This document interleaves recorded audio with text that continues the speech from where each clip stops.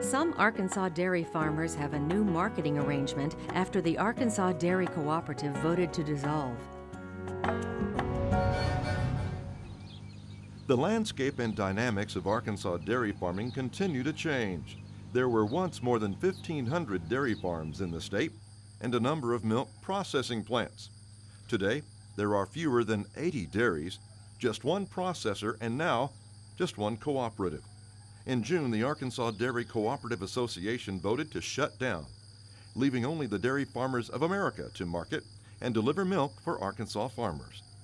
The number of dairies contracted to ADCA had dropped to about 2 dozen, and because it only delivered milk to a plant in Kentucky, the co-op couldn't justify remaining in operation. Mike Fisher has been milking cows on his farm near Beebe since 1986 and was a member of ADCA.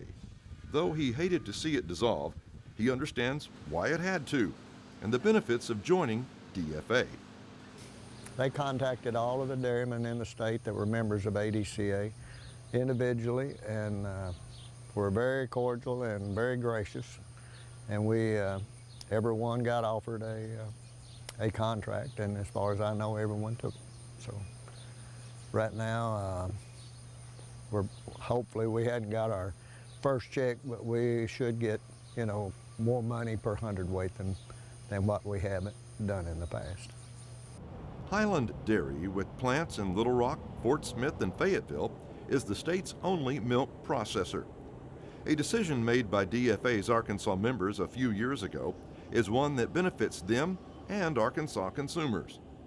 DFA, its members own part of the Highland Dairy plant, and they took that decision years ago and decided they want to buy into the plant so they have a place to market their milk, and that was a business decision that they made.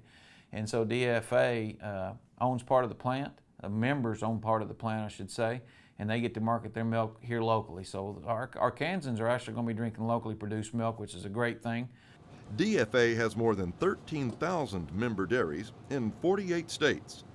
Fisher says the decisions it made to protect its members, as the Arkansas industry has declined, demonstrate why it's one of the country's strongest cooperatives.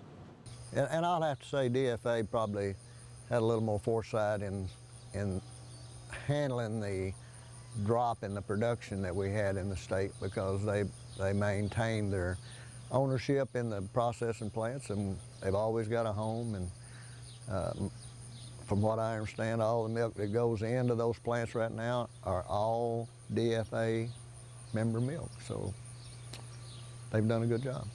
Because the cost of delivering milk to the processing plant may be prohibitive for some former ADCA members with smaller herds and production, they may choose not to sign on with DFA and join others who've gone out of business. But for the others, like Fisher, this year they are benefiting from higher milk prices and lower feed costs, and believe this shift in the dynamic of Arkansas dairy farming will be a positive to keep the industry viable in Arkansas.